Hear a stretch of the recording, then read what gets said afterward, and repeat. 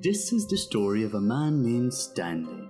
Stanley worked for a company in a big building where he was employee number 427. Employee number 427's job was simple. He sat at his desk watching videos of Toothpaste twirl.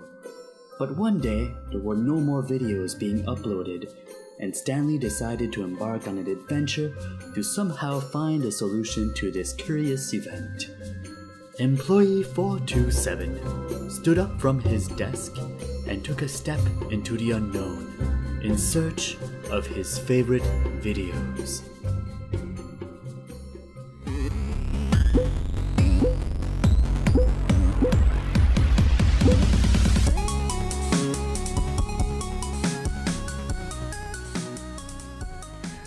Freshness Nation, we are back! We are here to deliver the goods of the geeky world with your hosts, Alex and Gil. This man, look at this pretty face. It is marvelous, a work of art, like the games we're going to talk about. Yeah, so... Don't go for it. I will not cut you again. Continue. Hindi special, people.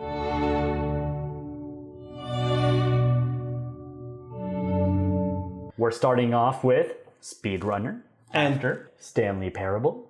Because it's a prerequisite for our last game, The Beginner's Guide. Shabam. And that is the resume of your show. Now get ready and enjoy. Oh, you're not gonna talk about it, right? Just gonna let it slide. Look, okay, I know I'm now part of the peasant club because of, mon accoutrement. But like Christ, it's Fallout. I needed to wear my shirt to show it to you guys because it's nice. See, it's a big boy. T-shirt, people, T-shirt. But I always stay classy with my tea. Which is water. With thieves and da-da-da. We're not gonna get over this again, Gil. No, we're not gonna. Because Anyway. I won. No, you didn't. Class always wins, people. Remember that. Now, Except when it's a T-shirt. Except goes when on it's with it. Fallout. He just goes on except with when. let's go on with the show, people, right? That's what you want, really, huh? Anyway, Boop boop. First game on the list. No, it's not Cabalas. it's not a hunting game. Though there is a deer in the game called Buckshot. Oh, right. Speedrunners, people. Huh. It's a co-op. Awesome. No, it's not a co-op game at all. Whoa. No. Competitive game. Totally competitive. It's a competitive racing elimination game for 4 players. Gonna make your heart pound with Local. adrenaline. Local or online. It's a basic premise. It's a 2D game where you just run through things as fast as you can while using items reminiscent of Mario Kart, like rockets. And if the contours of the screen join you, you die. And the last surviving member gets a point.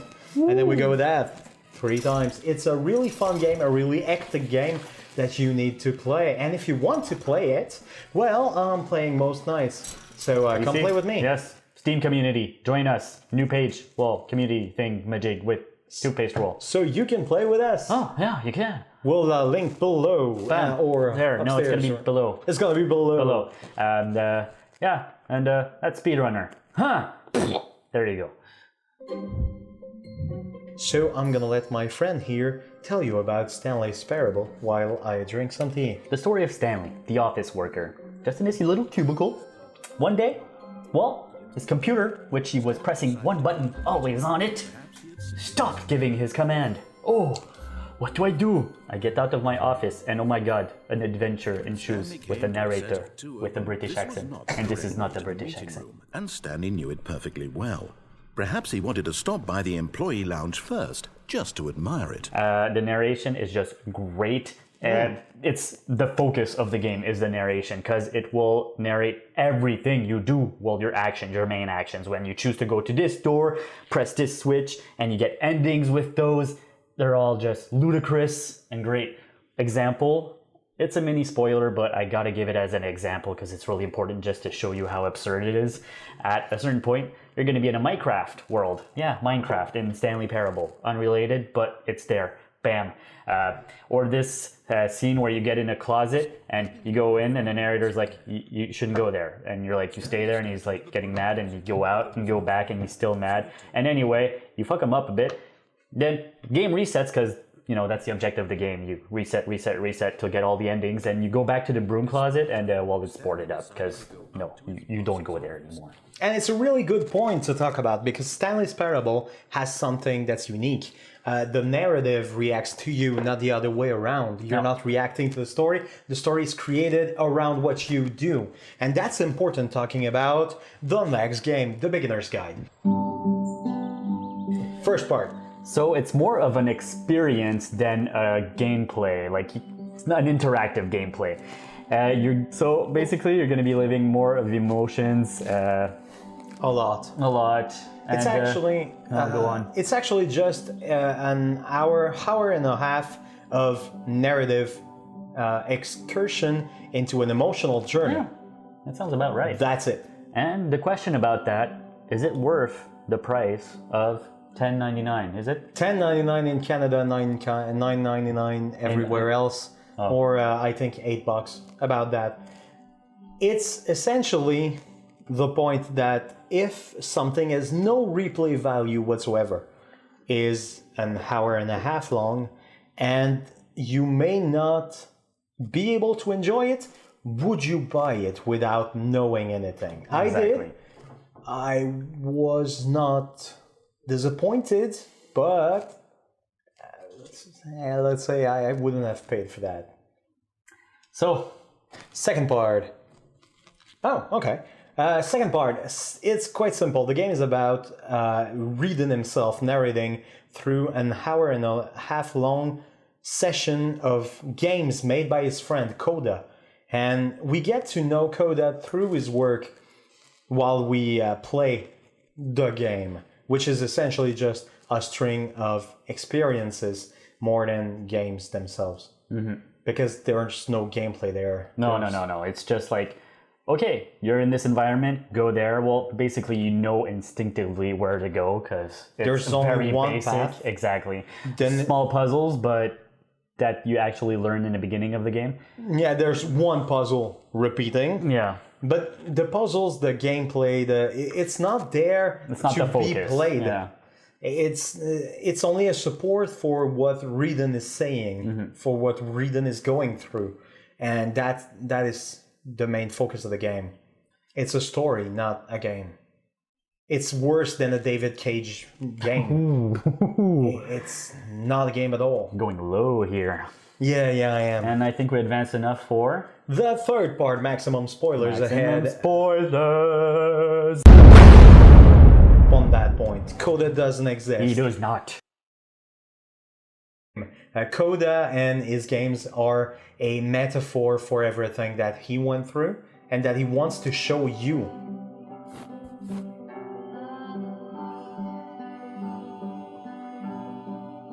The game is intense and powerful, and it's really, really connected and intimate, but it's also self-indulgent in a way no other game is. It's frustratingly weird to talk about that game because I would recommend anyone to play it, but I would not recommend anyone to buy it. We recommend you get the game from a friend, take a Steam account or that family share thingamajig, and play it like that. And just playing it shows some respect to Raiden. Yeah, because it needs to be experienced to be really understood. But it was good. And if you like this kind of special show, like indie special, you have another theme you'd want to recommend, please do so. We always appreciate ideas so we can build awesome shows for you. Well, and on that note, we'll see you in the next one. Boo-boo. Boo-boo. Bye-bye. Hey, do you remember that old movie, Evolution? Oh, with David Duchovny. You are so beautiful. To me? To me. I know the song. What? All Keep right. singing! Can't you see? Wow, that was not gracious. So, that was the show this week, people. Indie special. Hope you appreciated it. As usual, subscribe to the channel down there. Go to the links. Go on Twitter, on our Twitch. Life is Strange episode 5 is coming out soon, so I really got to do episode 4. I'll find some time for that. Yeah. I will. And we won't play Far Cry Primal, which got announced this week. Like what? Let's make some competition for Ark and all those survival games and stuff like that. Like, or just put Far Cry in it, whatever. Special thing, I already said it in the show, but I'll say it again. We've made a Steam group, so we can all play together. PC games, especially Speedrunners, can play with us. And it's gonna be great. Uh-huh. And on that note, what? Freshness Nation, take care and prosper. We love you forever.